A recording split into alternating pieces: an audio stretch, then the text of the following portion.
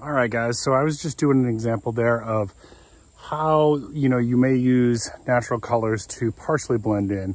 Now, obviously what I'm wearing today, is not going to be as effective as, say, multicam or, woodland cam or marpat, but the idea here is that, I could wear some colors like this. Obviously this shirt is a little bit tactical looking, but I could wear some colors like this, some browns, some beiges, and some OD greens, and not stand out so much, but I could still have some ability to move through wilderness areas much less detectable.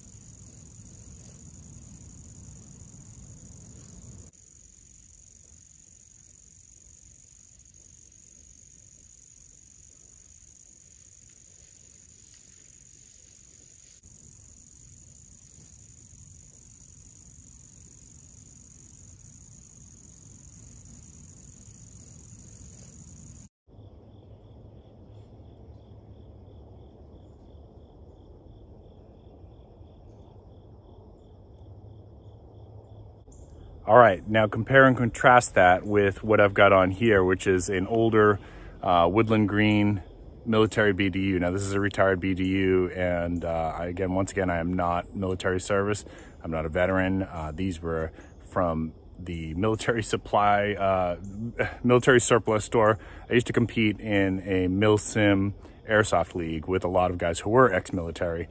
Really cool experience, by the way. If you get to do that, I learned a lot of cool skills like breaching, slicing the pie, leapfrogging, fatal funnels, things like that, how to run an Overwatch.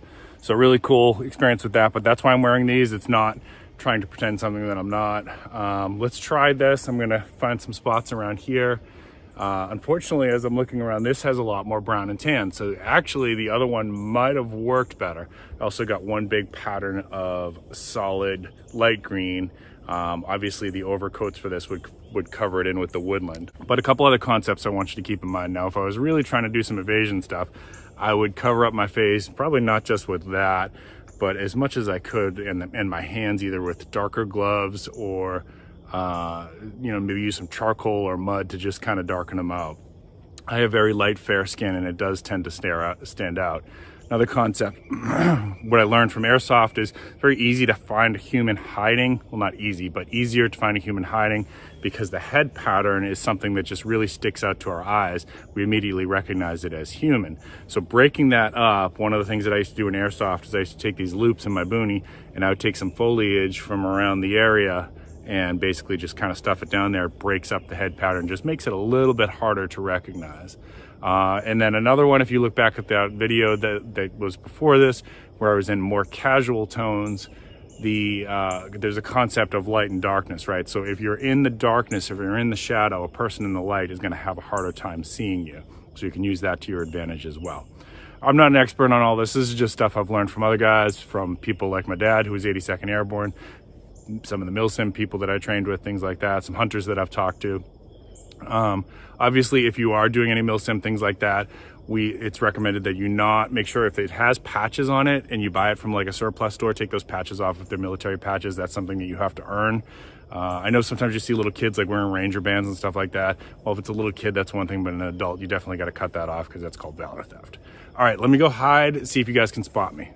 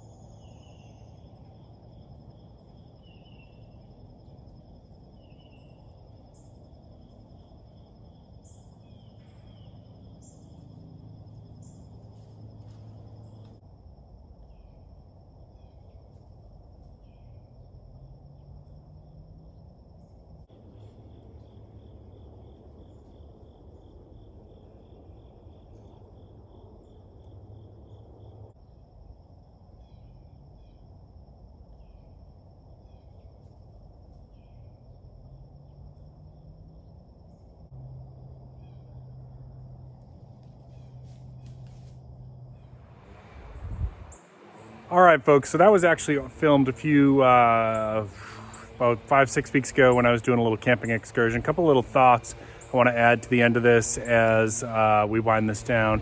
So a couple concepts that I didn't talk about while I was filming that is movement and motion. So obviously you can see that as soon as I start moving in those clips, you can spot me. Now I can tell you when I used to do the airsoft, same idea. Like you could see somebody from the other team when they're moving. As soon as they jumped into a bush, if they went low, stopped moving, you'd lose them. Now you could tell they were in the general area because you saw them go to that spot, and you know, I might empty a whole magazine into that spot. Doesn't necessarily gonna hit them, and I'm also giving away my location. Light. So one of the concepts that my father taught me that he learned from doing the paratrooper training in the Arctic Survival in Alaska was that at nighttime, your light discipline is extremely important. Even like a cigarette, the ember from a cigarette can be spotted from far away when there's no other light in the area. And I've played some night games as well with the airsoft, even with letting your eyes adjust to the darkness and whatnot. If somebody has a dark clothing on, it gets really, really hard to spot them unless they're moving. Last concept is probably sound. Well, two more concepts. Sound. So of course, with movement comes sound. If you do have to move, you need to really choose your footing carefully. You know, one little leaf can make, especially this time of year with the fall, can be a pretty loud crunch. Twigs obviously snapping, that gives away location pretty quick. And smell. So a lot of people don't think about this, but you know, not just animals, humans can pick up on some smells too. A lot of times if you watch some of my videos where I'm going out foraging, I can tell you when there's a snake in the area, even if I don't see it, just because I've become so accustomed to the smell of certain snakes. It's hard to describe. It's like a musky, stinky smell. And other animals too, you know, possums have because they roll in dead things, a lot of times they'll smell like dead things. Well, humans have smells too. You know, as you shower, you're picking up smells from the soaps, your shampoos, your shaving cream, if you use shaving cream, even your laundry detergent gives off some signature. So just some things to be aware of. I know hunters, when they go out, will try to disguise that. A lot of hunters will not wash their clothes very often, or if they do, they'll use certain soaps. I've known hunters who will actually tie rags to their boots that are scented with certain, you know, female deer scents, things like that, and different things that you can do to throw it off just a little bit. I'm not going to go into all of that right now, but I hope you've enjoyed this video. If you want me to do another one of these in the future, let me know. I am planning another little excursion, probably late winter, early spring. And if you want me to, I'll even, you know, I'll try some different camo patterns. We can play with it a little bit more. Just comment down below. Let me know if you enjoyed this. All right. Keep planting your seeds. Keep stacking your silver. This is Prepping with Sarge.